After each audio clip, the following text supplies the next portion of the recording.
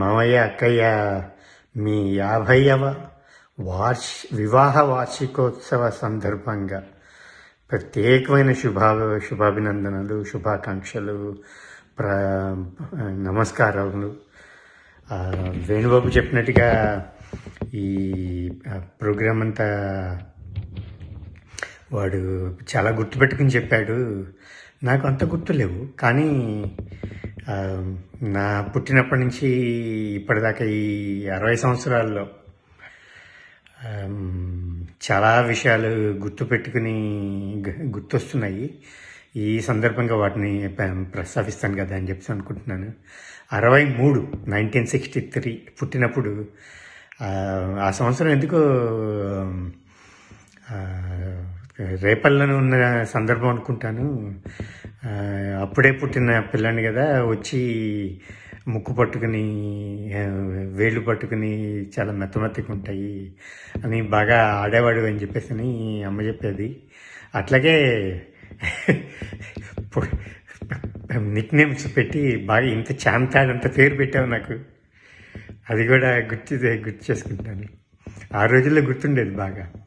ఇప్పుడు మీకు ఇప్పటికే గుర్తుండి ఉంటుంది. తర్వాత మీరు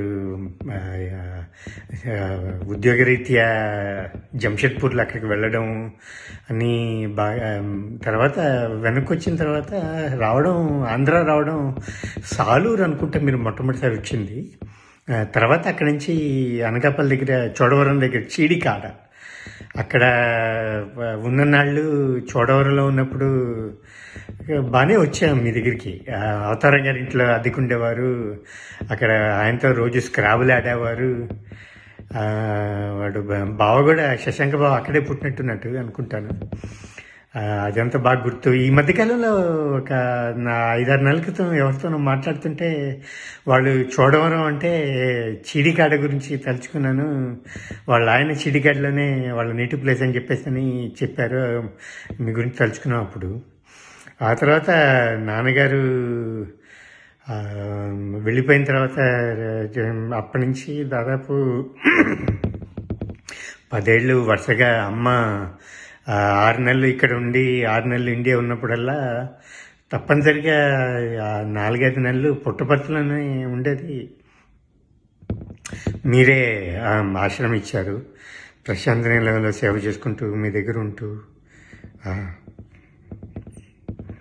ఎంత నా తలుచుకునే సందర్భం అది.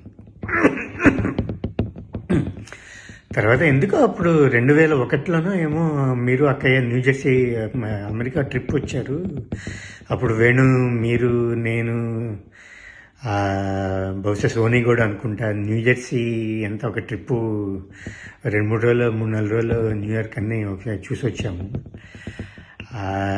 తర్వాత బావ శశాంక బావ వాడు చదువు అయిపోయిన తర్వాత జాబు రాకమునుపు వాడు మీరు హోరాహోరీ పోట్లాడుకునేవారు బాగా గట్టిగా. పాపం అక్కయ్య ఇద్దరికి సర్ది చెప్పలేక బాగా సతమతం అయ్యేది. అదంతా గమనించాము. తర్వాత వాడికి ఉద్యోగం వచ్చిన తర్వాత ఇద్దరు ఎంత బెస్ట్ ఫ్రెండ్స్. ఒకసారి మైసూరు ఆశ్రమంకి అందరం కలిసి వెళ్ళాము.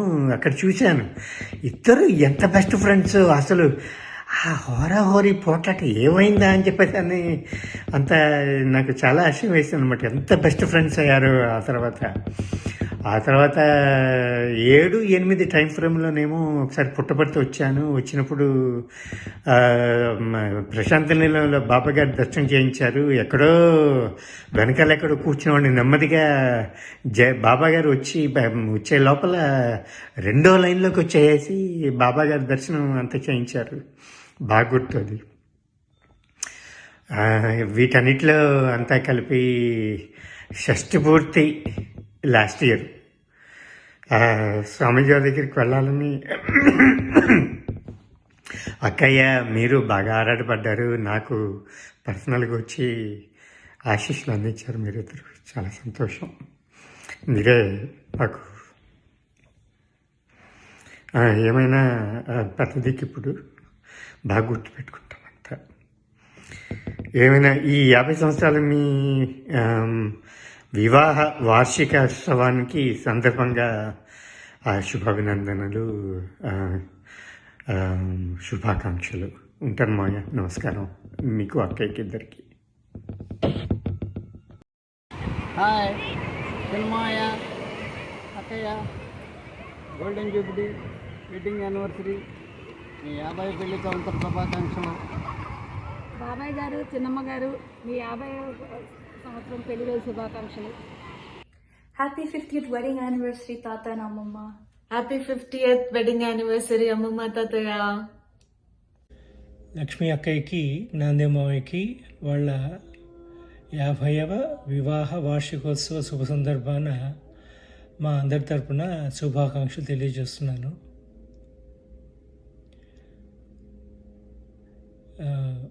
హరిత ఈ వీడియో చేయమన్నప్పుడు ఒక్కసారి 50 ఏళ్ళు వెనక్కి వెళ్ళి గత స్మృతులు అన్నీ గుర్తొచ్చాయి. మీ పిల్లలు, మనవాళ్ళు తెలుసుకుంటారని చెప్పి ఈ విషయాలన్నీ ఈ వీడియో ద్వారా చేసి పంపుతున్నాను. 1973 నేను సైన్స్ స్కూల్ కోరుకొండలో జరగటం జరిగిందనమాట. 74 మే టైంలో మాకు వేసవి సెలవులు ఇస్తే నేను, అన్నయ్య ఇంటికి రేపల్లో వచ్చాము. వచ్చినప్పుడు అమ్మ మామయ్యకి, అక్కయ్యకి పెళ్లి కుదిరింది, జూన్ 1వ తారీఖు పెళ్ళి అని చెప్పిందనమాట. కొన్నాళ్ళకి మమ్మల్ని పెళ్ళికి పిలవటానికి శంకర్ మావయ్య, జ్ఞానదే మావయ్య ఇద్దరు వచ్చారు. అప్పట్లో పెళ్ళికి వచ్చిన దగ్గర బంధువులందరికీ బట్టలు పెట్టడం ఆనవాయితీ. అవి కొనటానికి మా ఇంటి ఎదురుగుండా ఉన్న అంకిశెట్టి పాండురంగారావు బావ గారి మాధవి టెక్స్టైల్స్కి పెద్ద మావయ్య, చిన్న మావయ్య వెళ్తూ నన్ను కూడా రమ్మని చెప్పి అడిగారు అనమాట. అప్పుడు వాళ్ళు బట్టలు సెలెక్ట్ చేస్తున్నంతసేపు నేను షాప్లో కూర్చుని అద్దాల బీరువాల్లో ఉన్న రంగురంగుల ప్యాంట్లు, షర్ట్స్లు, చీరలు అవన్నీ చూస్తూ కళ్ళెదిరినట్టు బాగా గుర్తు నాకు. వాళ్ళు కొంటున్న బట్టల్లో ఒక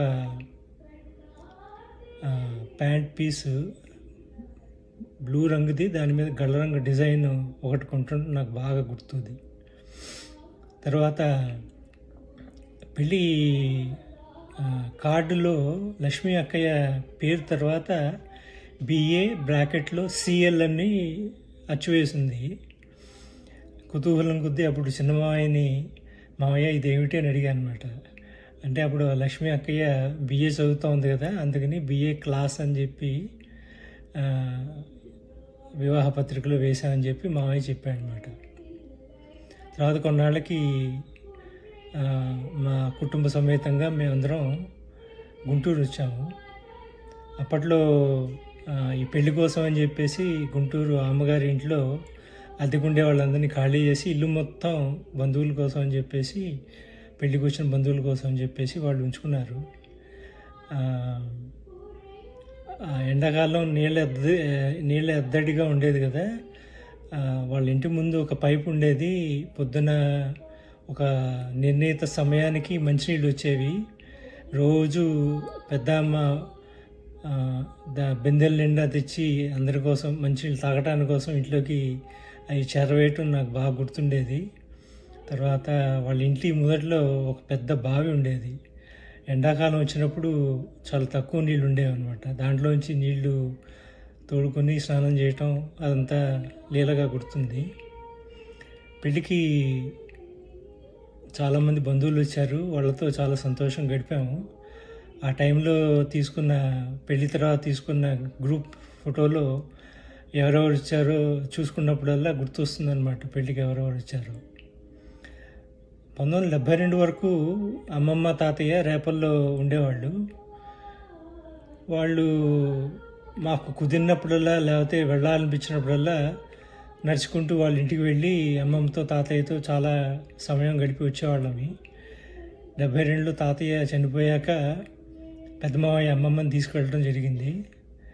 మళ్ళీ 74లో పెళ్ళికి అమ్మమ్మ వచ్చినప్పుడు 2 ఏళ్ల తర్వాత చూసి చాలా సంతోషించాను అనమాట.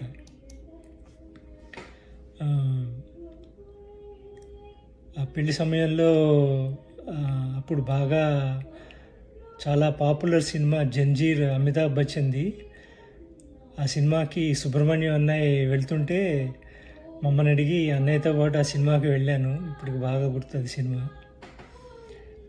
పెళ్ళి ఐ థింక్ రాత్రిపూట జరిగినట్టుంది. మరి మొత్తం చూశానో లేకపోతే చిన్నవాడిని కాబట్టి నిద్రపోయానో గుర్తులేదు. మర్నాడు వాళ్ళ ఇంట్లో ముందు హాల్ ఉండేది. హాల్లో ఒక వుడెన్ టేబుల్ ఉండేది. మర్నాడు పెళ్ళయ్యాక ఖాళీగా ఉన్నాం కాబట్టి ఇల్లంతా తిరుగుతూ అన్నీ పరిశీలిస్తూ ఉండటం అలవాటు కదా చిన్నవాడిని. ఆ డ్రాయర్ తీసి చూస్తే దాంట్లో ఒక డైరీ కనిపించింది. మావయ్యకి అప్పుడు డైరీ రాయటం అలవాటు అనుకుంటాను. మరి నా చిన్నతనమో లేకపోతే ఆకతాయితనమో తెలియదు కానీ డైరీ పరిశీలిస్తూ మావయ్య పెళ్ళి రోజు జరిగిన తన స్మృతులు రాసుకోవటం గుర్తు. రాసింది చదివినట్టు గుర్తు నాకు. మరి మావయ్యకి ఈ విషయం ఎప్పుడు చెప్పలేదు కానీ ఇప్పుడు అది మా చిన్నతనపు ఆకతాయి చేష్టగా భావించి క్షమించమని కోరుతున్నాను. పెళ్ళయ్యాక పెళ్ళికి అంతకుముందు కొన్నాళ్ళ క్రితం పెరుందేవి అక్కయ్య పెళ్ళి కూడా అయింది. అక్కయ్య బావగారు ఆ పెళ్ళికి రాజు వచ్చారు. అదే మొదటిసారి బావగారిని చూడటం నేను. ఆ విషయం కూడా గుర్తొచ్చింది ఇప్పుడు. పెళ్ళి అయ్యాక అంతే ఆనవాయితీగా అందరూ తిరుపతి వెళ్ళి స్వామివారి దర్శనం చేసుకుంటారు. అప్పట్లో తిరుపతి వెళ్ళే ట్రైన్లు గుంటూరు నుంచి లేకపోవడం వల్ల అనుకుంటాను పెదనాన్నగారు మావయ్యని అక్కయ్యని తీసుకుని తిరుపతి వెళ్ళడానికి ఒక టూరిస్ట్ బస్సులో ప్రయాణం రిజర్వ్ చేస్తున్నారు. బస్సు లీలామహల్ దగ్గర వచ్చి ఆగిందనమాట. సో మావయ్య అక్కయ్య వీళ్ళంతా బస్సుకి ఎక్కడానికి వెళ్తుంటే నేను కూడా వెళ్ళాను. బాగా రద్దీగా ఉంది బస్సు, ఎందుకంటే అప్పట్లో టూరిస్ట్ బస్సులు ఎక్కువ ఉండేవి కాదు.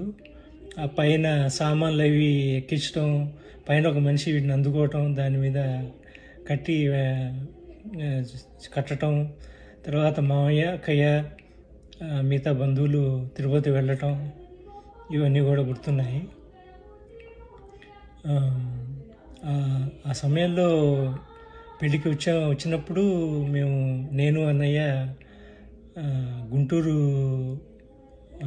జనరల్ హాస్పిటల్లో చెవికి సర్జరీ చేసుకోవడానికి కొన్ని ఎక్కువ రోజులు పెళ్లి తర్వాత కూడా ఉండిపోయాము. తిరుపతి నుంచి మావయ్య అక్కయ్య తిరిగి వచ్చారు. తర్వాత కొన్నాళ్ళకి గాయత్రి మా మూడో కూతురు వసంతని డెలివరీ చేయటం, అప్పుడు మావయ్య వెళ్ళి వసంతని ముట్టుకుని వచ్చాడని చెప్పేసి అమ్మమ్మ కేకలేసి వెంటనే స్నానం చేయించింది. అది కూడా గుర్తుంది. ఇట్లా చాలా విషయాలు గుర్తున్నాయి. ఇవన్నీ మీతో షేర్ చేసుకోగలిగినందుకు ఆనందం. మళ్ళీ తిరిగి అక్కయ్య మావయ్యకి వివాహ వార్షికోత్సవ శుభాకాంక్షలు.